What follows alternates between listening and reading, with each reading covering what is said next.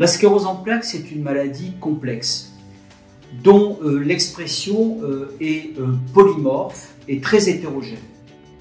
Au-delà des poussées qui signent l'activité inflammatoire, il y a de nombreux symptômes qui vont pouvoir retentir sur la qualité de vie des patients.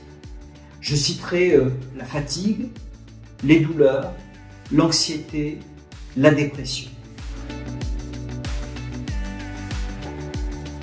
Repérer, évaluer, prendre en charge ces symptômes va pouvoir amener à améliorer cette notion de qualité de vie.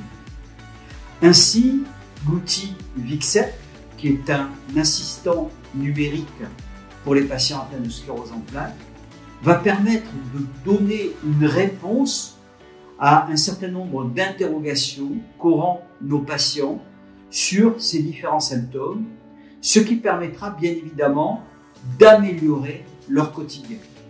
Cet outil va permettre également de pouvoir discuter par la suite avec son neurologue pour permettre de trouver une solution à ces diverses problématiques que sont ces symptômes responsables de cette altération de la qualité de vie. D'utiliser Vixet, cet assistant numérique qui permettra de répondre à vos interrogations, d'essayer de cibler un certain nombre de problématiques que vous avez. Vous pourrez par la suite en discuter avec votre neurologue, ce qui permettra une meilleure prise en charge et une amélioration de votre quotidien.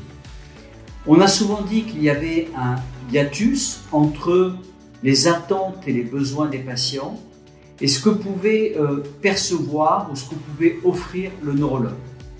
Ainsi, Vixet permettra de répondre à vos attentes et à vos besoins et permettra de combler ce hiatus et de mettre en avant ces différentes problématiques que vous essayerez de résoudre avec votre neurologue.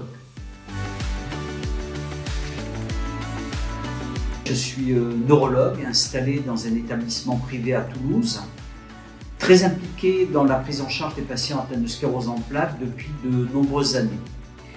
Au-delà de mes activités de soins, j'ai été amené à collaborer avec de nombreuses structures pour la réalisation d'outils, qu'ils soient numériques ou non, utiles pour les patients atteints de sclérose en plaques. Par ailleurs, j'ai cofondé en 2002 le réseau de santé sclérose en plaques Midi-Pyrénées, qui a été transformé en pôle de ressources maladies neurodégénératives de la région Occitanie, pôle que je préside depuis quelques années.